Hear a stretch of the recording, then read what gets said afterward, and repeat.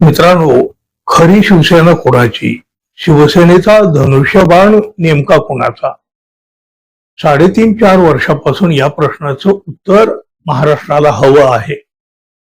तसं पाहिलं तर याचं उत्तर तुम्हाला, आम्हाला, महाराष्ट्रालाच काय हो, पण संपूर्ण देशाला सुद्धा माहित आहे. पण तरी सुद्धा आता यावर न्यायालयाचा शिक्कामोर्तब होण्याची वेळ आलेली आहे आणि ती संपूर्ण महाराष्ट्राला सुप्रीम कोर्टातील निर्णयाची नव्हे, न्यायाची प्रतीक्षा आहे. शिवसेनेचं हे प्रकरण सर्वोच्च न्यायालयात पोहोचलं आणि तिथंच भिजत पडलेलं आहे. तारखावर तारखा मिळत गेल्या आणि त्याचा मोठा राजकीय लाभ एकनाथ शिंदे यांना होत गेला, तो अजूनही होतो आहे. पण आता मात्र सलग सुनावणी सुरू झाल्यामुळं पुढच्या काही महिन्यामध्ये या प्रकरणाचा निकाल येऊ शकतो अशी आशा आता निर्माण झालेली आहे. हा निकाल कोणाच्या बाजूने जाऊ शकतो याचा अंदाज तर आता सगळ्यांनाच आलेला आहे. पण तरीही प्रश्न पडतो, शिवसेनेचं हे प्रकरण निकालापर्यंत पोहोचेल की आणखी कुठल्या वेगळ्याच मार्गाने जाईल आणि त्याचा प्रवास पुन्हा लांबतच राहील? कारण सुनावणीच्या वेळी न्यायाधीशांनी जे काही प्रश्न विचारलेले आहेत त्यावरून ही शंका निर्माण झालेली आहे. सुप्रीम कोर्टाच्या खंडपीठानं अत्यंत महत्वाच्या गाईडलाईन्स देऊन अपात्रतेच्या संदर्भामध्ये निर्णय घेण्यासाठी अपात्रतेचं प्रकरण विधानसभा अध्यक्षांच्याकडे पाठवलं होतं. आपण पाहिलं, विधानसभा अध्यक्षांनी तर कित्येक काळ त्याची सुनावणीही घेतली नाही, त्याचा निर्णयही आलेला नाही, वेळ मारून नेत गेली. विधानसभा अध्यक्षांनी सुप्रीम कोर्टाच्या गाईडलाईन्स बाजूला ठेवून चुकीच्या पद्धतीनं निकाल दिला असल्याचं उद्धव ठाकरे शिवसेनेच्या वकिलांनी सर्वोच्च न्यायालयात आपल्या या युक्तिवादाच्या दरम्यान पुन्हा सांगितलेलं आहे, निदर्शनास आणून देण्याचा प्रयत्नही केलेला आहे. आमदारांच्या अपात्रतेबाबत निर्णय घेण्यासाठी हे प्रकरण पुन्हा विधानसभा अध्यक्षाकडे पाठवण्याबाबत, त्याचबरोबर निवडणूक आयोगाकडेही पाठवण्याबाबत सुप्रीम कोर्टाने विचारणा केली आणि इथंच खरा तर या प्रकरणाला काही वेगळं वळण लागते की काही याबाबत भीती निर्माण झाली आणि त्या पद्धतीनं वकिलांना सुद्धा आता त्याची भीती वाटू लागलेली आहे. आमदारांना पात्र अपात्र ठरवण्याचा अधिकार विधानसभा अध्यक्षांचाच आहे, याकडं सुप्रीम कोर्टानं बोट दाखवलं तेव्हा उद्धव ठाकरे शिवसेनेचे वकील देवदत्त कामत यांनी आपल्या युक्तिवादामध्ये तशी मुळीच आवश्यकता नाही असंही सांगितलं.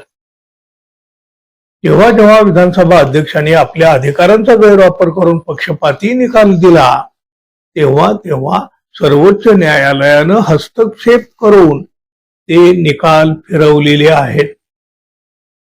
10व्या अनुसूचीनुसार अध्यक्षांचं काम केवळ फुटीर आमदारांनी मूळ पक्षाच्या व्हीपचं उल्लंघन केलं आहे की नाही हे तपासणं होतं. मात्र अध्यक्षांनी न्यायालयाच्या निर्देशांचं उल्लंघन करून सोयीस्कर निष्कर्ष काढून फुटीरांना संरक्षण दिलेलं आहे.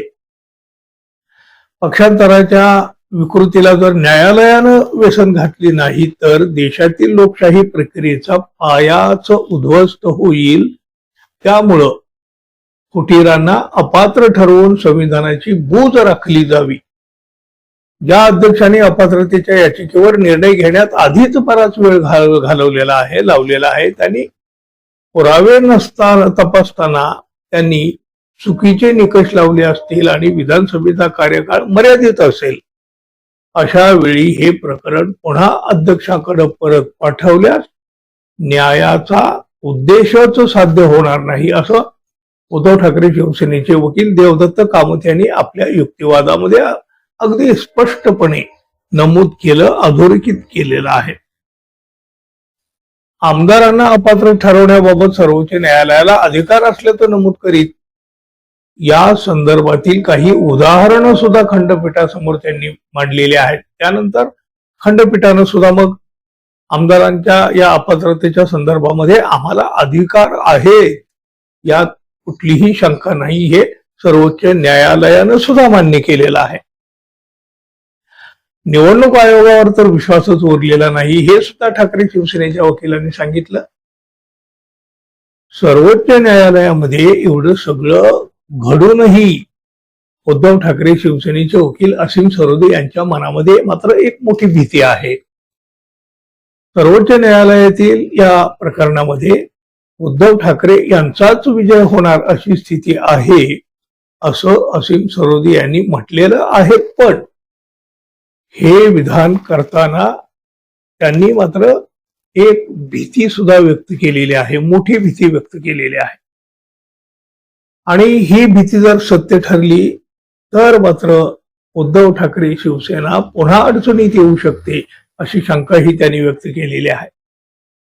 असीम सरोदे म्हणतात, हा निकाल उद्धव ठाकरे यांच्या बाजूने लागू शकतो.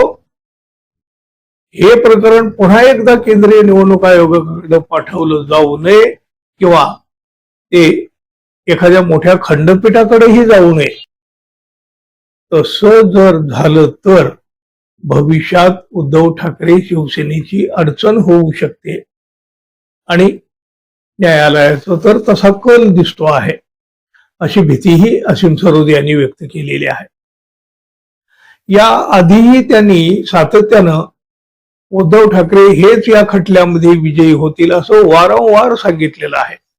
असीम सरोदे यांनी सांगितलेलं आहे, कायद्याच्या अभ्यासकांनी सांगितलेलं आहे, घटना तज्ज्ञांनी सुद्धा सुरुवातीपासून हेच सांगितलेलं आहे. सर्वोच्च न्यायालयापुढे असलेल्या प्रकरणाचा निकाल देण्याचा अधिकार सर्वोच्च न्यायालयालाच आहे, त्यामुळं त्यांनीच हा निकाल द्यावा अशी मागणीही करण्यात आलेली आहे.